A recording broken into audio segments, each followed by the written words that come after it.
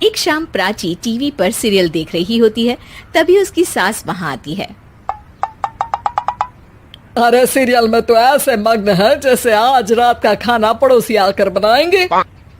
मुझे पता ही नहीं था आपने अपने बेटे की शादी पड़ोस में भी की हुई है। हैं? मतलब? मतलब इस घर में सारा काम बहू ही करती है, आप तो सिर्फ खर्राटे मारती हैं। अच्छा जी, फिलहाल तो तुम आराम फरमा रही हो, चलो जाओ, ये मेरे टीवी देखने का समय है। आहा, इसीलिए मुझे भगाया जा रहा है। सॉरी, अब तो बिल्कुल नहीं जाऊंगी। प्राची की इस बात पर दोनों सास बहू के बीच टीवी रिमोट के पीछे बच्चों जैसे छीना झपटी शुरू हो जाती है, जिसके बीच श्लोक भी काम से घर वापस आ जाता है। आज मेरी चूहे बिल्ली की जोड़ी किस बात पर झगड़ रही है? अरे तेरे बीवी मुझे टीवी ही नहीं देखने दे रही। अरे तुम्हारी मम्मी मुझे खाना बनाने के लिए फोर्स कर रही है। अरे वाह, ऐसे बेतुके रीजन पर तो बच्चे भी झगड़ा नहीं करते। अरे मुझे कुछ मत बोल, सब इसने ही शुरू किया है। हाँ हाँ, जैसे आप तो बहुत दूध की धूली है ना। अरे बस, दोनों चुप। प्राची जाओ, खाने की तैयारी करो। और माँ तुम छोड़ो, तुम्हें क्या बोलूं, शांति से अपना सीरियल देखो, मुझे दोबारा लड़ने की आवाज सुनाई नहीं देनी चाहिए। ऐसा बोलकर श्लोक वहां से चला जाता है, जिसके पीछे पीछे प्राची भी कुछ न कुछ बड़बड़ाते हुए रसोई में चली जाती है। हाँ हाँ, सासू जी को तो कुछ बोलेंगे ही नहीं, बस मुझ पर ही हुक्म चलता है, खाना बनाओ, जैसे मैं इनके घर में खाना बनाने के लिए आई हूँ। इसी तरह शाम बीतती है और रात को श्लोक और प्राची की सास खाना खाकर सोने चले जाते हैं, लेकिन प्राची गुस्से में कुछ खाए बिना काम में ही लगी रहती है। इस घर में किसी को घंटा फिक्र नहीं पड़ता, मैं खाऊं या भूखी रहूं। प्राची कुछ देर के लिए रसोई से बाहर जाती है और जैसे ही वापस आती है तो वहां दूध का भरा ग्लास देखकर हैरान रह जाती है। फिक्र पूरी है, बस दिखाना नहीं है। प्राची दूध पीकर सोने चली जाती है और अगली सुबह एक बार फिर सास बहू का कार्टून नेटवर्क स्टार्ट हो जाता है। ये तुमने ही किया है। अरे अजीब जबरदस्ती है, मैं बोल रही हूँ मैंने कुछ नहीं किया। दोनों ने मिलकर पूरे घर को पागल खाना बनाया हुआ है। यहाँ कोई नॉर्मल इंसान तो रह ही नहीं सकता, इसीलिए अब पड़ोसी क्या रिश्तेदार भी घर आने से कतराते हैं। और सुन बेटे, तू भी चंगा, तेरी माँ भी चंगी, तेरी बीवी भी चंगी, रिश्तेदार। हाँ जी, आपको नहीं पता क्या, गंगाधर ही शक्तिमान है, रिश्तेदार ही। हाँ हाँ, बस समझ गया। कभी जानवरों जैसे लड़ेंगी तो कभी जुगलबंदी करेंगी। भाई मैं आप दोनों के बीच में नहीं फंसना चाहता।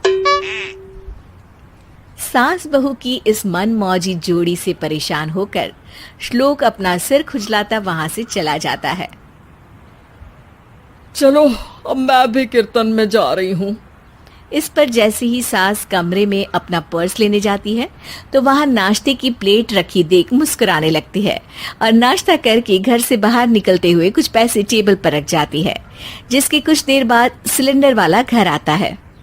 ओ मोरी मैया, मैं सिलेंडर के बारे में तो बिल्कुल भूल ही गई थी। घर खर्च के सारे पैसे भी मम्मी के पास है और श्लोक से बोला तो उल्टा 4 बात सुनाएंगे।